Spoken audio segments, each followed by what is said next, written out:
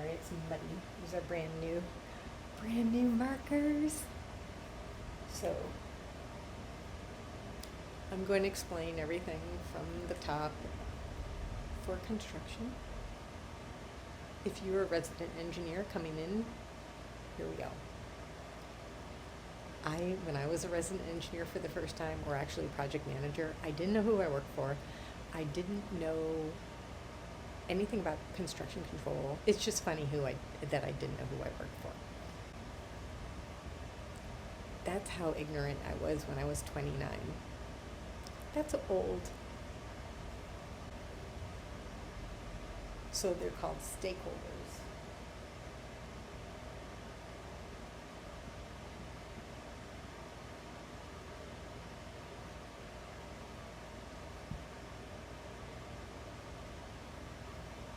And then when I'm done with this, I'm going to take a picture, then I'm going to send it to Google Lens, and then I'm going to select all, copy, paste, and then download it into the video.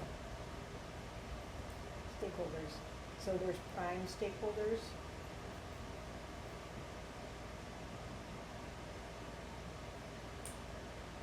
And then we'll say the owner / awarding authority.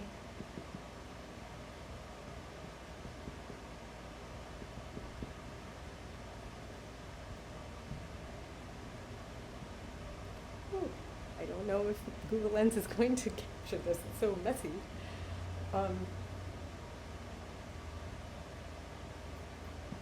Owner's project manager.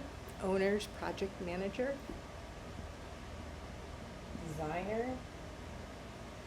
Typically an architectural firm with a licensed architect, and they become the architect of record. And then you have either the GC or CM. All right, so I'm explaining this stuff to you, but in time, I am going to become a procurement expert. A procurement expert. And you're going to become a procurement expert with me, all right? So these are the prime stakeholders. Now we're going to have the sub-stakeholders.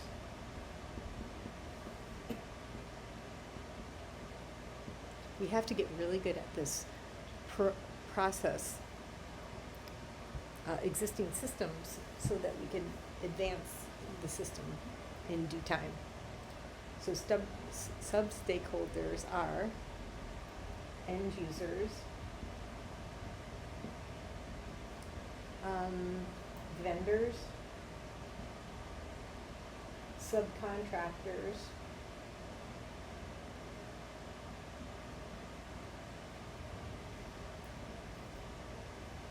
and there's probably something else that's not coming to me.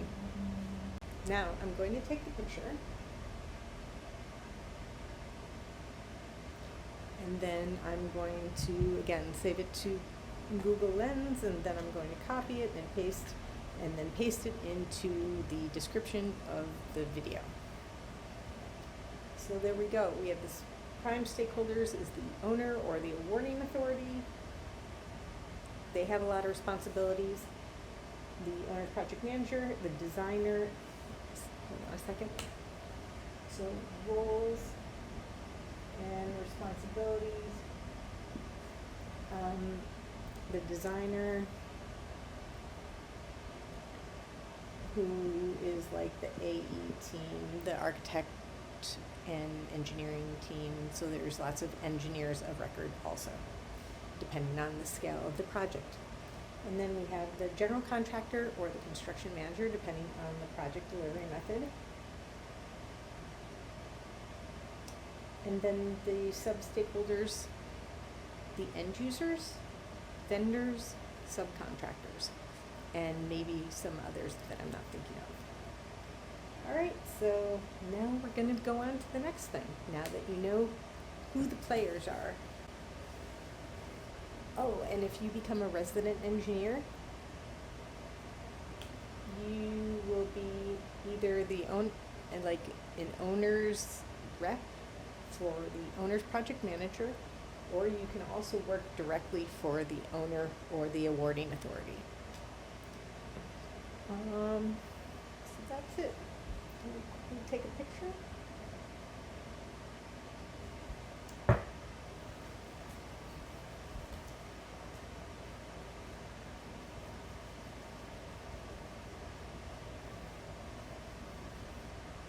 The other thing that you will need to know as a resident engineer, darling, is roles. I want to talk about roles and responsibilities. Now, I have no idea what I'm going to say, so let's see if it's going to be worthwhile. So, the owner, they're responsible for getting funding. They're responsible for tracking the grants.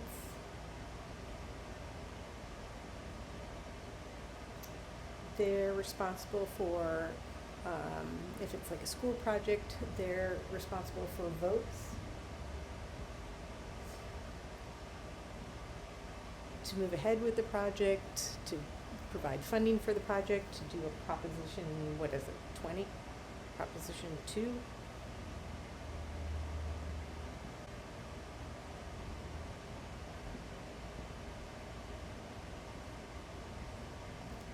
They're responsible for putting the RFS for the first consultant, which is the owner's project manager. And then they're responsible also for putting together OPM, owner agreement. And they are responsible for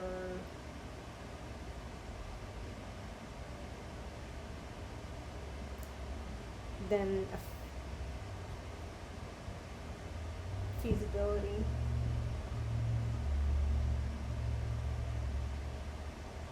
phase at that point. So entering into that.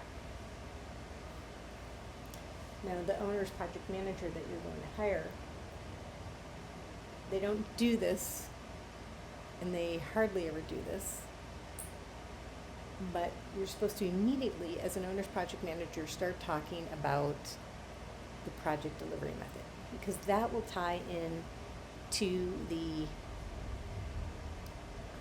designer agreement. So you can't hire a designer until you know what project delivery method you're going to use, because it carries it through the whole project. And so we have to find expertise that can talk about that. And we need to find expertise that can talk about identifying stakeholders, such as and identifying and involving the stakeholders, which is the authority having jurisdiction, which is like the fire department, building commissioner, police department. For public safety, there is a lot involved in whether it's a school or any kind of facility. For firefighting purposes, for code, egress path, building types, all that. So that happens at this point, right away. And we're building software that marries. It's so cool. If people don't know how to read drawings, I have a method for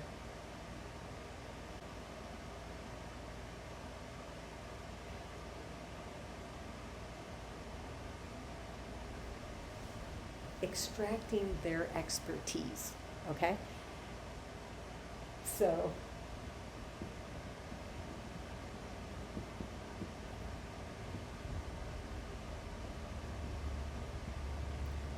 that's the thing. Don't assume that everyone knows what you know, and don't just pretend that no one knows how to read drawings, nor do they have time. So you need, as an owner's project manager, to ask the questions. So our software has the essential questions so that you never miss a beat. And yeah, you think like, oh, that takes out all the guessing work. Yes, it takes out all the guessing work. Because there will be thousands of, at least if we can get 80% down in our software, the 20% which you will excel at as a professional, as a consultant, the reason why we hired you, you will do amazing. So reduce it from 100% down to 20. And then we can evolve and improve more and more. Just imagine what is going to happen after we share the information and have it knocked down, have it dehumanized. That's a whole nother issue as far as hierarchies and egos with the software that we developed. It dehumanizes 80%. As an owner's representative and an owner, I want to know at least 80% is solid, because that is going to reduce the contingency greatly. I have this incredible savings chart as far as the amount of savings that the owner will have by just using this software early on in the feasibility phase, where sometimes the owner's project manager is not hired. They always think, yes, we're saving money. You are never saving money. It's the owner's project manager will save you as much money as you will pay them. So let's say you pay them between $200,000 and $1.3 million, depending on the size of the project. This software reduces it significantly to a fraction of the total construction cost. So that's a whole nother thing. I don't even know if I'm going to put this in my video because it's potentially going to be patented, so I can't talk about this stuff. And that was just vague. So U.S. Patent Office, I didn't tell you anything on this video. I just said how psyched I am. All right, so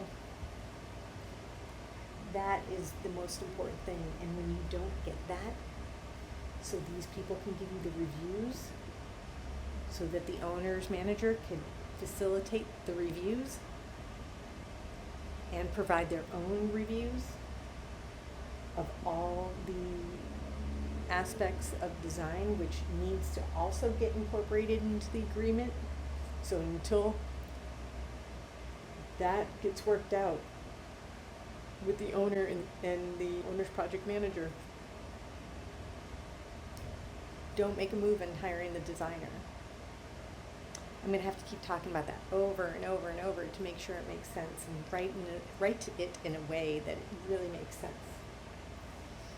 So let's take a picture of this so I can remember and share again. Remember, this video is primarily for resident engineers. You need to know the whole process, the design management process, because I figured it out because I went to school for it, and it's so obvious that when you're in the field,